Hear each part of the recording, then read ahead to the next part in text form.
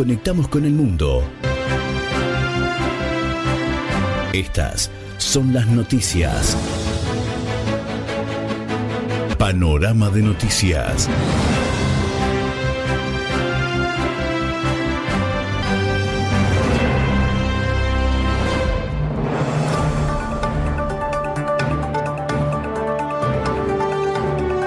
Bienvenidos, quien les habla Mario Gutiérrez.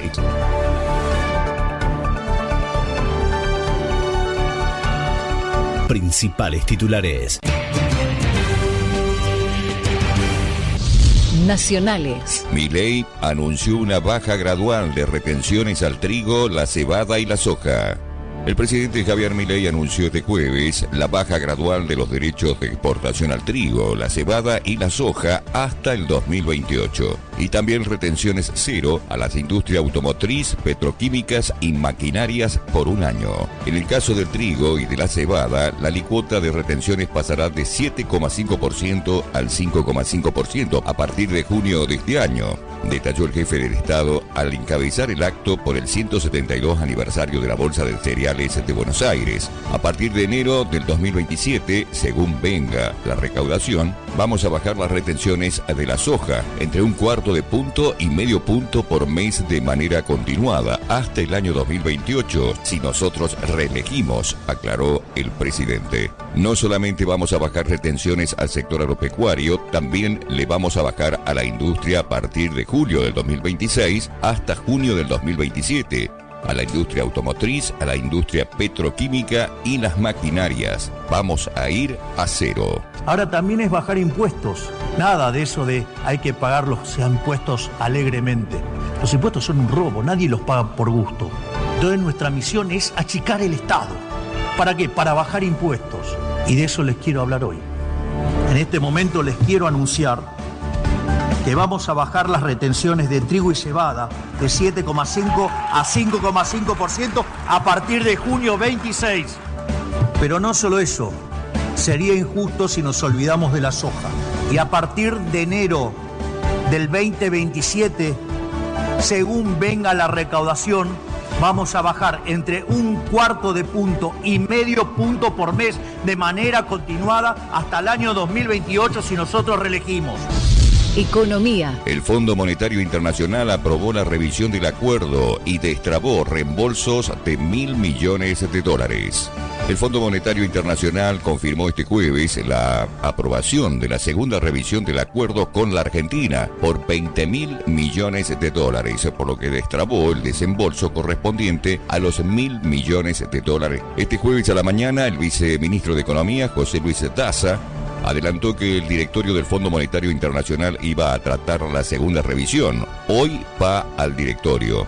En el comunicado oficial, el fondo avaló la estabilidad del programa económico del gobierno nacional en medio del shock externo por la guerra del Medio Oriente. Kristalina Georgieva, titular del organismo internacional, afirmó que durante el 2025 hubo una creciente incertidumbre política que afectó al crecimiento, la desinflación y la estabilidad externa. Desde ese momento se han implementado ajustes en la política que han propiciado a un aumento de las reservas, una renovada desinflación y una mayor confianza en el mercado, a pesar de los contextos globales más complejos por la guerra en el Medio Oriente. El directorio del Fondo Monetario Internacional aprobó la segunda revisión del programa y un desembolso de $1.000 millones para la República Argentina. El mes pasado se había alcanzado un acuerdo entre los técnicos del fondo y el equipo económico del gobierno, pero con el visto bueno de este jueves ya se libera el monto. El directorio también evaluó el estado actual de la economía del país en el llamado artículo 4. Lo comunicó el ministro de Economía, Luis Caputo, y lo festejó a través de su cuenta de X.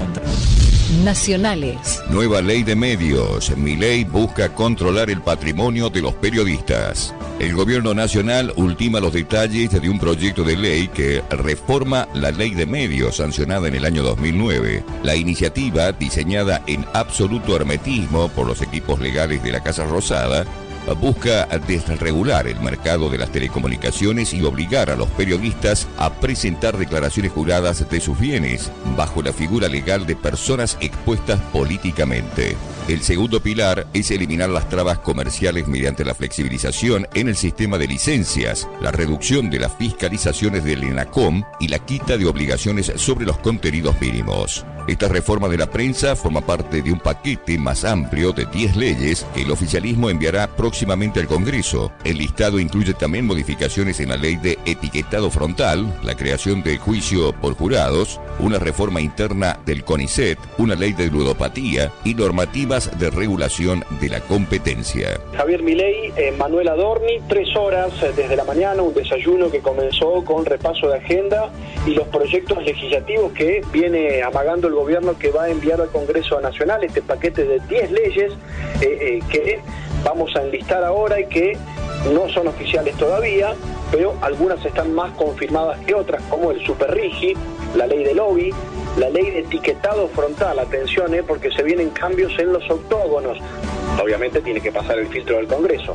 La ley de ludopatía, ley de sociedades, juicio por jurado, una ley para reformar el CONICET, de regulación y competencia. Y último te dejo este título, ley de medios. El gobierno viene trabajando en una reforma muy en silencio de la ley de medios, aquella sancionada por Cristina Kirchner en el año 2009. Los funcionarios están por ahora obligados a desmentirlo por temor a la guillotina, pero nos lo han confirmado varias fuentes del gobierno nacional por lo bajo, en el medio de la embestida del presidente con la prensa. El jefe de Estado ya dio instrucciones para avanzar con múltiples cambios en aquel expediente. Está en manos del Ministerio de Desregulación y de los 2 equipos letrados del gobierno nacional. Por un lado, María Ibarzábal Murphy, que es la actual secretaria legal y técnica, y por el otro, Juan Bautista Maíquez, el ministro de Justicia.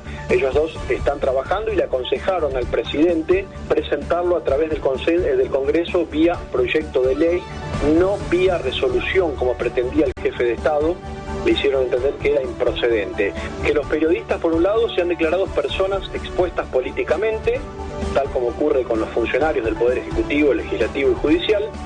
Esto es, que se vean obligados regularmente a presentar su declaración jurada, además de un riguroso control adicional acerca del nivel patrimonial. Bueno, lo que buscan con el segundo eje es sacar todas, y esto es textual lo que nos han dicho fuentes oficiales, sacar todas esas regulaciones bolivarianas que tenía la ley de medios.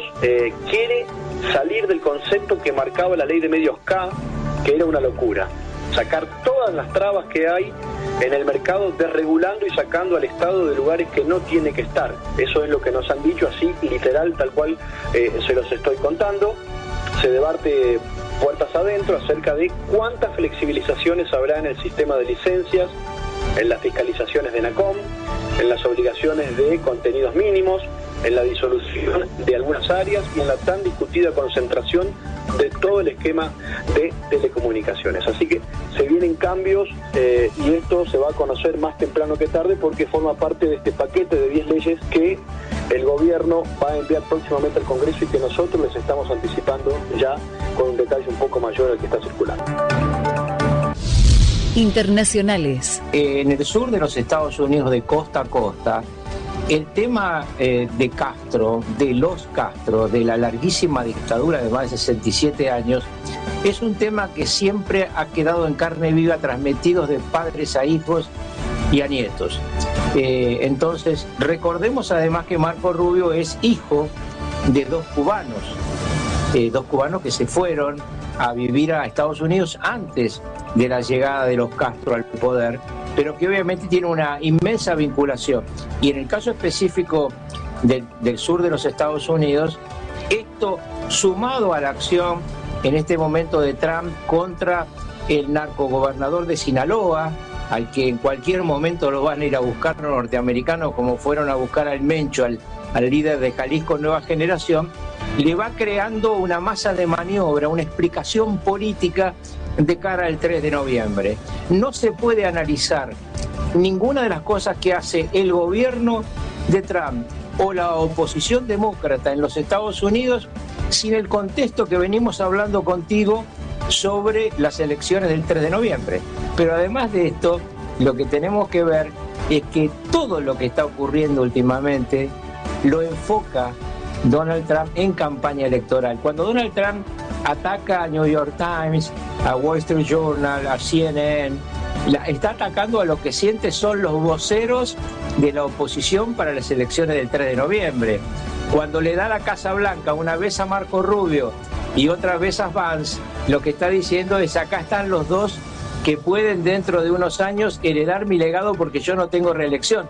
Ayer la congresal Salazar dice: el presidente de los Estados Unidos, este es su último mandato y ya ahora piensa en la historia y no el poder político. Bueno, yo diría que hay una vieja frase que decía un presidente argentino, que él siempre decía: no hay que pensar en las siguientes elecciones, sino en las siguientes generaciones, y aclaraba en off, y eso permite ganar elecciones. Yo pienso que hay un antecedente muy importante en un error que cometió Donald Trump al comienzo de este proceso de avanzar sobre Cuba. Él dijo: cuando termino lo de Irán, coloco el portaaviones Abraham Lincoln frente a Cuba y se van a rendir.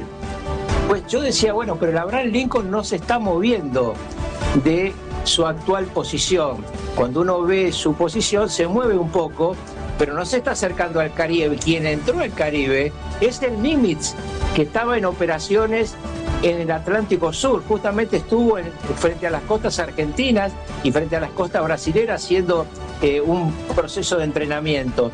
Ahora ya cruzó el Canal de Panamá hace 48 horas y está a tiro de Cuba. Entonces me parece que la similitud es importante, ¿no? Amaga en un lado, pega en el otro. Recordemos que antes de pegarle a Irán aparecía como que estaba en medio de una negociación. Y también cuando le pega y se lo llevan a Maduro, parecía que habían dado marcha atrás, que habían dejado ese tema para otro momento y se dedicaban a perseguir petroleros. Ya no perseguían lanchas narcos, sino buques tanque que consideraban piratas. En el medio de eso, una madrugada de luna llena, se lo fueron a buscar a Maduro. Cuba es mucho más fácil que Venezuela. Pero obviamente Irán es mucho más difícil que cualquiera de las otras dos.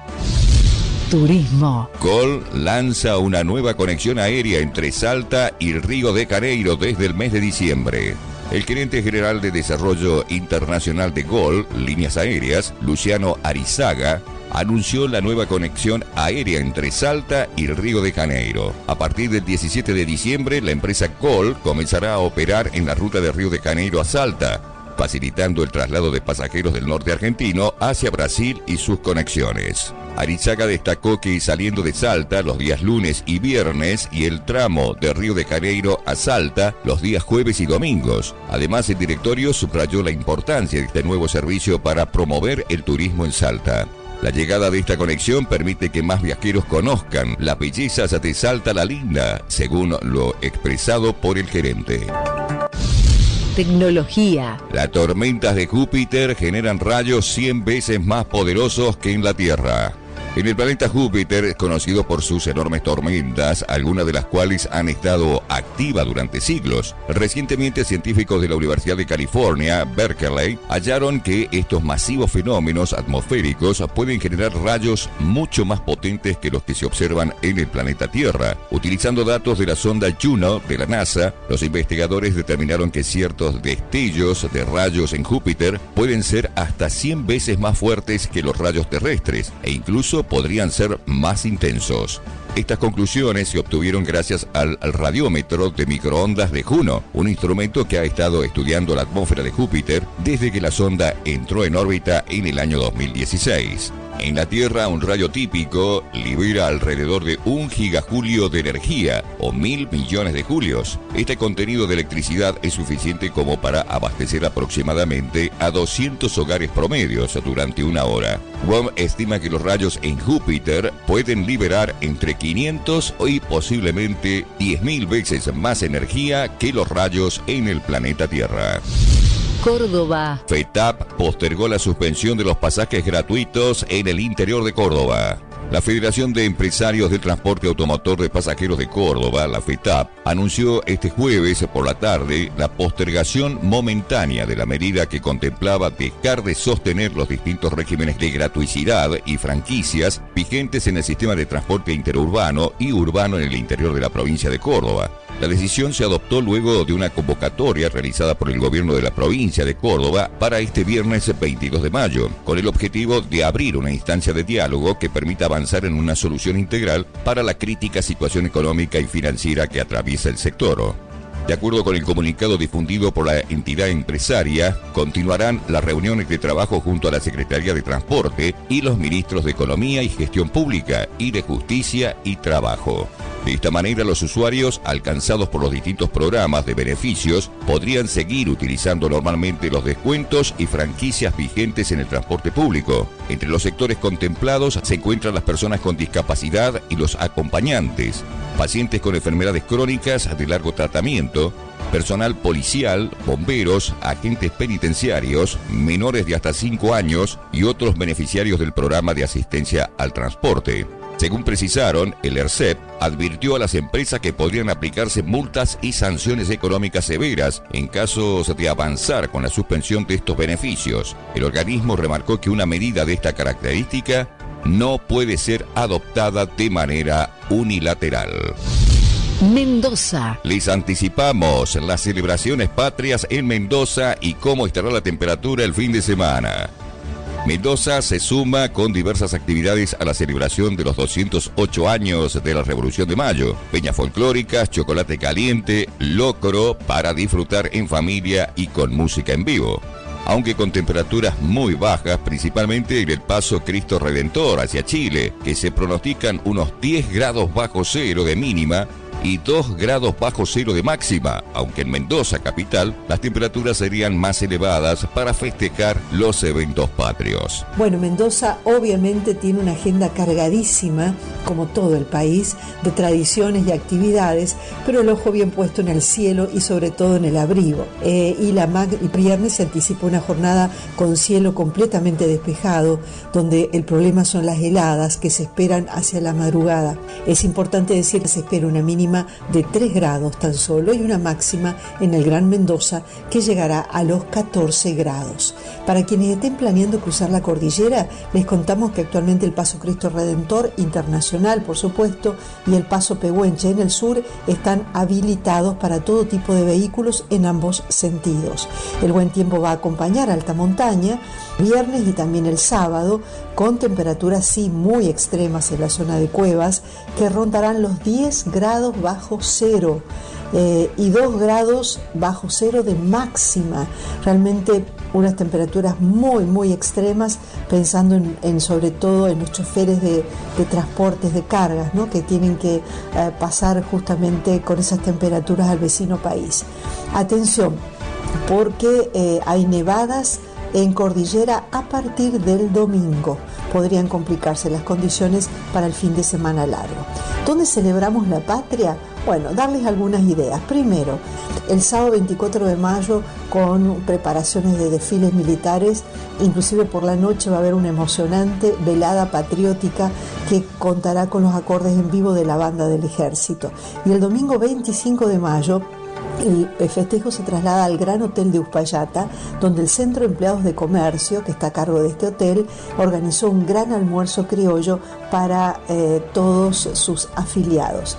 En el Gran Mendoza, en Godoy Cruz, el festejo es con todo el lunes 25 de mayo a partir de las 12:30, en un lugar maravilloso que está en pleno centro de Godoy Cruz, llamado Espacio Verde Luis Menotti Pescarmona.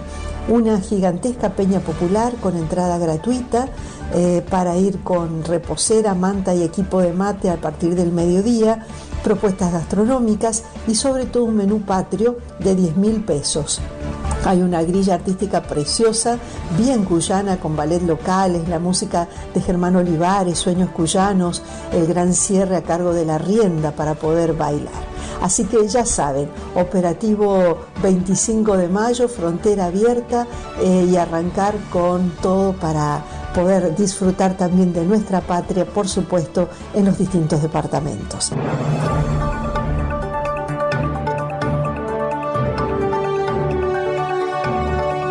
Llegamos al final.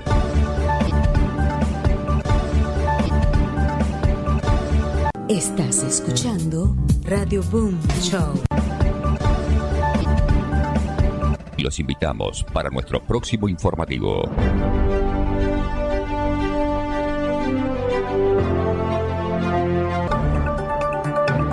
Y estos son nuestros titulares. En Bolivia continúan las protestas contra el presidente Rodrigo Paz. Los manifestantes que piden su renuncia se enfrentaron con la policía antimotines en la capital. La Organización Mundial de la Salud eleva el nivel de riesgo de la epidemia de ébola a muy alto en la República Democrática del Congo.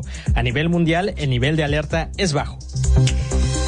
En la reunión de la OTAN, Estados Unidos reprocha la falta de apoyo en su guerra contra Irán y anuncia que podría retirar soldados del continente europeo según las necesidades globales estadounidenses. México y la Unión Europea modernizan sus acuerdos comerciales. Eliminación de aranceles para productos agrícolas y facilidad de inversiones son algunas de las nuevas reglas. Estos son nuestros titulares. Vámonos con el informativo.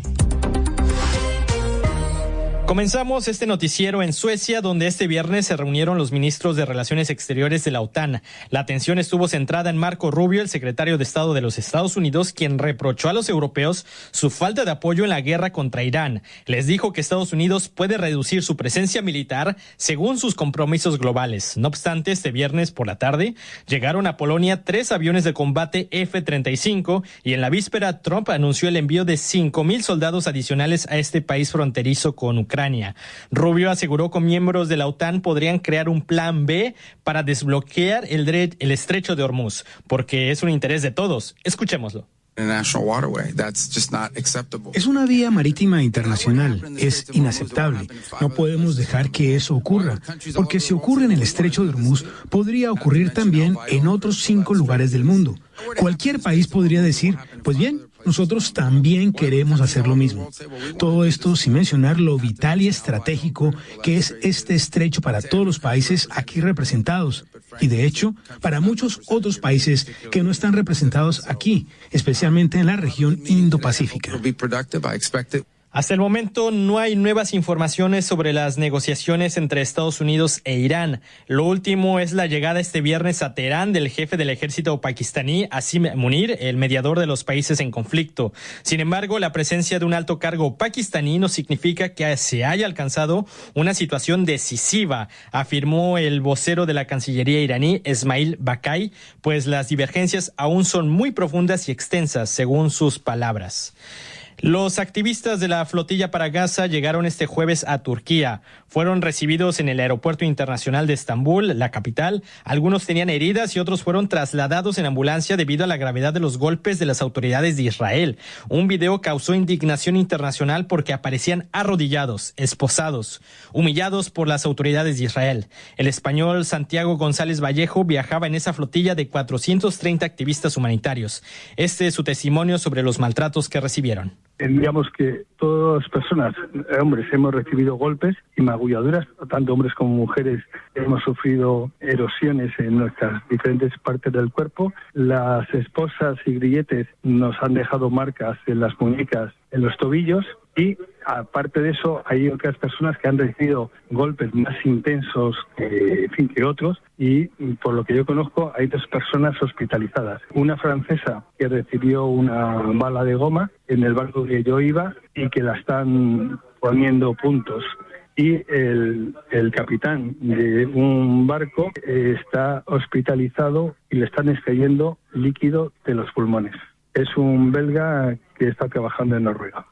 Usted escuchaba el testimonio de Santiago González Vallejo, español, miembro de la flotilla de ayuda a Gaza. En la República Democrática del Congo, la RDC, el riesgo de propagación del virus del ébola pasó de alto a muy alto. Se trata del nivel de riesgo más elevado en la escala de peligro de la Organización Mundial de la Salud. The Ebola outbreak in the Democratic Republic of the Congo Este viernes, el director general de la OMS, Tedros Ghebreyesus, declaró que la epidemia de ébola se propaga rápidamente en la RDC, donde se han confirmado 82 casos, incluidos 7 muertes, y precisó que en este país habrían 750 casos sospechosos y 177 muertes sospechosas. En Uganda, país fronterizo de la RDC, se confirmaron 2 casos. En Alemania se encuentra hospitalizado un estadounidense que contrajo el virus en la República Democrática del Congo. Recordemos que la OMS asegura que el riesgo de propagación mundial es bajo. En la escalada de presión de Estados Unidos contra Cuba, México tomó posición ante la imputación del expresidente Raúl Castro, a quien la justicia estadounidense lo acusa de haber ordenado el derribo de 2 avionetas donde murieron 4 estadounidenses hace 3 décadas. Reacciones de la presidenta Claudia Sheinbaum. Pues es una visión de que pueden influir en otros países. Nosotros no estamos de acuerdo con esa visión. ¿Qué sentido tiene que en este momento acusen a una persona por algo que ocurrió hace 30 años? Mientras tanto, en La Habana, una parte de la población se reunió este viernes frente a la Embajada de los Estados Unidos para mostrar el apoyo al expresidente Raúl Castro, quien en junio cumple 95 años. Otros habitantes no saben qué está sucediendo fuera de la isla. Aida Palau. En la emblemática Plaza de la Fraternidad, la vida cotidiana sigue su curso. Los habitantes viven sin conocer mucho los detalles sobre las amenazas de Estados Unidos. En la plaza, Mercedes vuelve a su casa con una bolsa llena de compras que ha pagado a precio de oro. Yo pensé, como veo todo tranquilo, veo que hay una tranquilidad, veo que hay una paz. No me entero de nada y eso me da mucho miedo. Esta mujer de 60 años no tiene acceso a Internet, por lo que está muy poco informada sobre las noticias recientes. No tenemos luz, entonces no me informo de nada, pero yo lo veo como una cosa absurda. Y además no me parece que sea verdad, no me parece que vaya a suceder. Y realmente no quisiera que pasara nada. En Cuba no quisiera que pasara nada. En medio de la conversación aparece Alberto, su vecino. Se muestra muy escéptico sobre las verdaderas intenciones de Trump. No sé, porque al final de la historia esta gente siempre estaba en lo mismo, que si amenaza para allá, amenaza para acá, amenaza para todos lados. Y al final nada, al final seguimos igual y lo que estamos sufriendo somos nosotros. Y no duda en comparar esta situación a la que se vivió en Venezuela con la captura de Nicolás Maduro. ¿Qué hicieron? Nada. Al final no resolvieron ningún problema. Si vas a hacer algo es para resolver el problema, ¿entiendes? Pero para seguir en la misma, no, venga. Y con esta falta de información y el temor palpable, esperan, sin embargo, que en algún momento las condiciones de vida en la isla mejoren. Testimonios recogidos en La Habana por Margot Davier. Gracias, Aida, y regresamos a México. Señora Presidenta, doctora Claudia Sheinbaum Pardo, muchas gracias por su cálida acogida esta 8ª cumbre entre la Unión Europea y los Estados Unidos de México. Este viernes, en el marco de la 8ª cumbre bilateral, Claudia Sheinbaum y la presidenta de la Comisión Europea, Ursula von der Leyen, firmaron el acuerdo global modernizado que permitirá el libre intercambio de productos clave como lácteos, cereales y frutas. El acuerdo también incluye un marco normativo para facilitar las inversiones y colaborar en temas de política, seguridad laboral y derechos humanos. Destaca también la promesa de la Unión Europea para crear un fondo de 5.000 millones de euros para proyectos de infraestructura en México. En materia de inversión, la Unión Europea fue el segundo mayor inversor en México después de los Estados Unidos en 2024. Pasamos a noticias de América del Sur. Continúan las manifestaciones en Bolivia. Este viernes en La Paz, la capital, se registra una nueva jornada de protestas que piden la renuncia del presidente Rodrigo Paz, y la agencia de noticias AFP reporta enfrentamientos entre la policía antimotines entre los diferentes sectores sociales como los campesinos, obreros, mineros, transportistas y maestros. Aseguran que el gobierno no ha podido estabilizar la economía. Nuestra compañera Paola Ariza entrevistó al canciller Fernando Aramayo, quien rechaza los argumentos de los manifestantes. A la fecha no tenemos un crédito del Fondo Monetario Internacional. Hemos bajado de más de 2.800 puntos básicos en riesgo país a una cifra menor a 350 a la fecha, sin crédito del Fondo Monetario Internacional. Y hemos bajado la inflación de 2 dígitos a 1. Y le puedo hablar de otros indicadores más. Se devolvieron incluso dólares en la banca privada. Entonces, la promesa de voy a estabilizar la economía y vamos a redinamizarla sin crédito del Fondo Monetario Internacional se ha dado. Yo creo que si ponemos las cosas de manera clara y salimos tal vez de esto de trabajar sobre el gran titular, vamos a darnos cuenta que el presidente Rodrigo Paz ha sido consecuente. Obviamente hay una población enardecida que piensa que ahora, utilizando la cultura anterior de tensionar al Estado, va a lograr una prebenda y una respuesta a corto plazo y en menos de 6 meses. Esto casi es irracional, ¿no? Entonces hay que leer, yo creo, en esa perspectiva. En Honduras, este jueves fueron asesinadas 24 personas, 2 masacres con 1 hora de diferencia.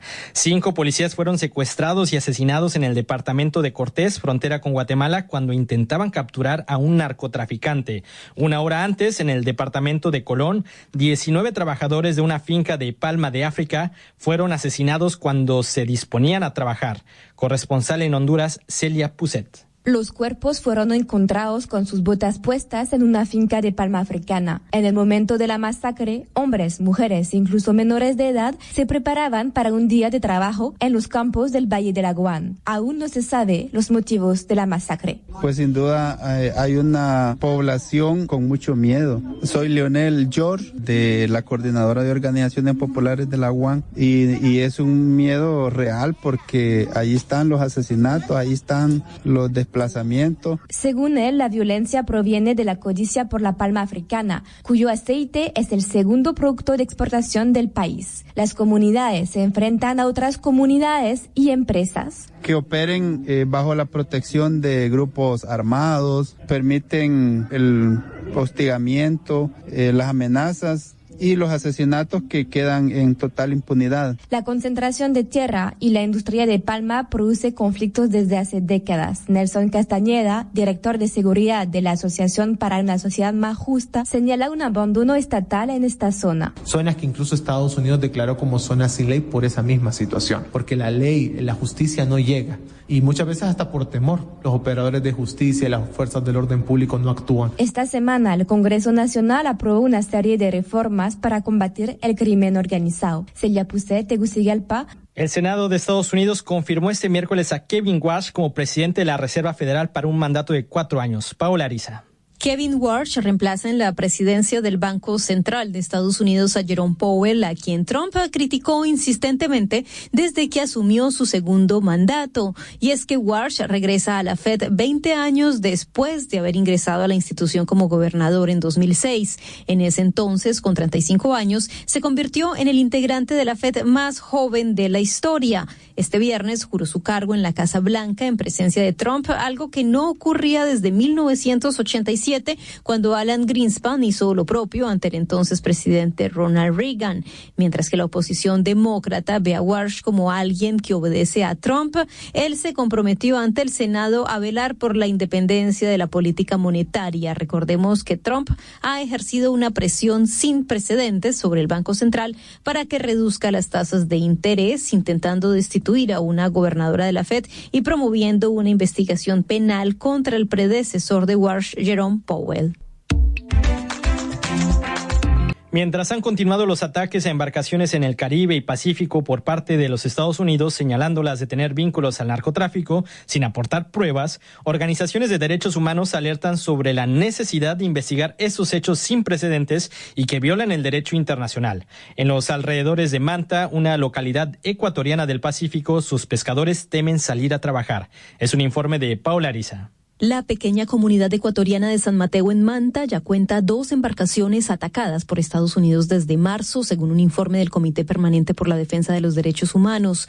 El modus operandi se repite con uso de drones artillados y embarcaciones con militares estadounidenses, como cuenta Cheo, quien la explosión lo dejó botando sangre y con una fractura en la espalda. Estábamos pescando, en ese momento estábamos pescando ya como a las 4 de la tarde, un muchacho me dice, Cheo, mira, viene un dron a la parte de atrás del barco. Estaba picando un cevichito cuando pum, me voló con puerta y todo encima de la cocina y ahí cuando pegué el otro bombazo también la parte de arriba de la caseta del barco. Y al ratito reaccioné cuando boté harta sangre por la boca. Y ahí todito los muchachos eran que hacían ahí con trapos, hacía el barco de Estados Unidos, eran que le hacíamos con trapos para que no lo atacaran porque ya estaba la otra parte arriba, había como otro dron con unas granadas, no sé si era como un cohete. Y cuando ya pues lo pusieron ahí, lo apuntaron con todito, la metralleta, pistola. Los gringos ya dicen, súbase uno cada uno, alcen la mano. alzamos las manos y después nos dijeron que lo subiéramos uno por uno al barco y ahí lo subimos uno por uno, lo pusieron esa cosa de como esposa, algo así, capucha, lo pusieron todito en la proa. Cheo lleva más de 15 años pescando y cuenta que su embarcación, el Don Meca, quedó destruida. Tras el ataque los llevaron a El Salvador, les dijeron que eran náufragos sin dar ninguna explicación y los soltaron. Los pasajes de regreso corrieron por cuenta de sus familiares, algo que lamenta, pero agradece que su suerte fue diferente a los de la embarcación Fiorella, desaparecida en enero. Que también fueron atacados, pero el Fiorella sí están desaparecidos. Ahí llegan las esposas de ellos a pedir justicia por ellos, porque nadie dice nada. Sí, por ahí que tal vez ellos sí fueron que lo volaron con todo. Adam Isaacson, de la Organización de Derechos Humanos WOLA, resalta la necesidad de iniciar investigaciones urgentes para estos casos. Lo que presenciamos entonces son ataques sin debido proceso, letales, sin ninguna justificación de autodefensa. Es el equivalente a disparar contra alguien no armado quien está huyendo en una calle. Si un policía hace eso, se encuentra en problemas por haber cometido un homicidio, porque no había ninguna justificación de autodefensa. El organismo de control independiente del Pentágono investiga la legalidad de dichas operaciones del ejército estadounidense, mientras llevan más de 190 muertos y algunos pescadores de localidades como San Mateo temen salir a trabajar. Hasta aquí el resumen diario de noticias.